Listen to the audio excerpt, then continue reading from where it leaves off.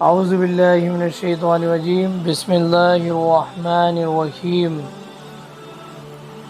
حضور اقدس صلی اللہ علیہ وسلم کا ارشاد ہے کہ 3 آدمی ایسے ہیں جن کو اللہ جل شانہ محبوب رکھتے ہیں، اور 3 شخص ایسے ہیں جن سے اللہ جل شانہ کو بغض ہے۔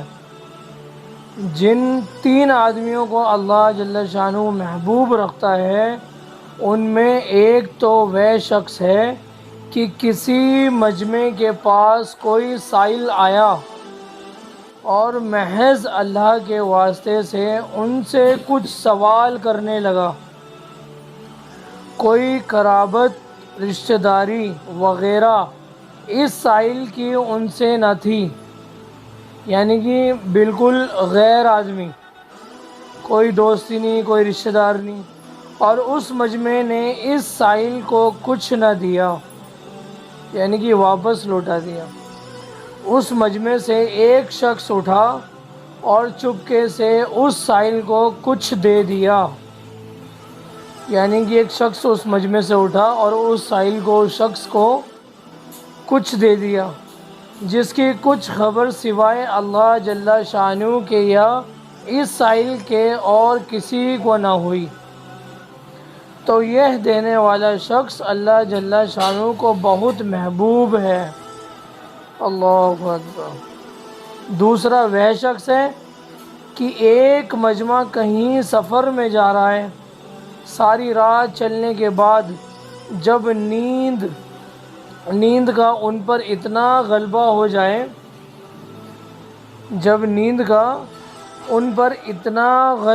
جائے، کہ وہ ہر چیز سے زیادہ محبوب بن گئی ہو، تو وہ مجمع تھوڑی دیر کے لیے سونے لیٹ گیا، یعنی کہ وہ پورا گروپ سونے کے لیے لیٹ گیا، لیکن ایک شخص ان میں سے کھڑا ہو کر اللہ جل شانہ کے سامنے گڑ گڑانے لگا۔ اللہ اکبر۔ یعنی کہ سارے مجمع میں سے ایک آدمی، یعنی کہ سب سو گئے، اور وہ ایک شخص اٹھا اور اللہ جل شانہ کے سامنے گڑ گڑانے لگے اور قرآن پاک کی تلاوت شروع کر دیں۔ تیسرا وہ شخص ہے کسی جماعت میں جہاد میں شریک تھا، وہ جماعت شکست کھا گئی، یعنی کہ ہار گئی۔ ان میں سے ایک شخص سینے سپر ہو کر آگے بڑھا اور شہید ہو گیا۔ اللہ اکبر۔ غالب ہو گیا، اور وہ 3 شخص وہ ہیں جن سے اللہ جل شانہ بغض رکھتے ہیں۔ وہ کون ہے؟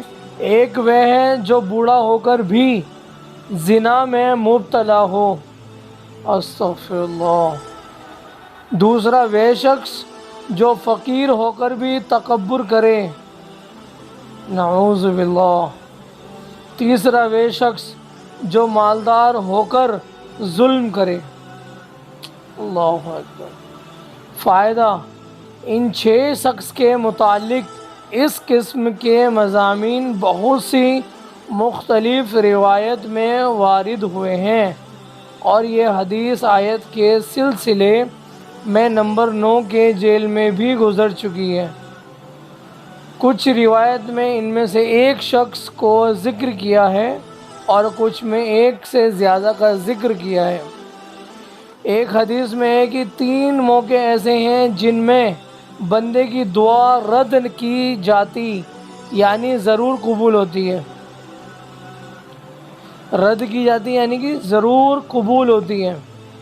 ایک وہ شخص جو کسی جنگل میں ہو جہاں کوئی اس کو نہ دیکھتا ہو اور وہاں کھڑے ہو کر نماز پڑھنے لگے، اس وقت اس کی دعا ضرور قبول ہوگی۔ اللہ اکبر۔ اکیلا ہو، تنہائی میں ہو، اور کسی جنگل میں ہو یا کسی ایسے علاقے میں ہو کہ اسے کوئی نہیں دیکھ سکتا، اور اس وقت وہ اللہ سے نماز پڑھے اور اللہ سے دعا کرے، تو اس کی دعا ضرور قبول ہوگی۔ ایک وہ شخص جو کسی مجمع کے ساتھ جہاد میں ہو اور ساتھی بھاگ جائیں، وہ اکیلا جمع رہے۔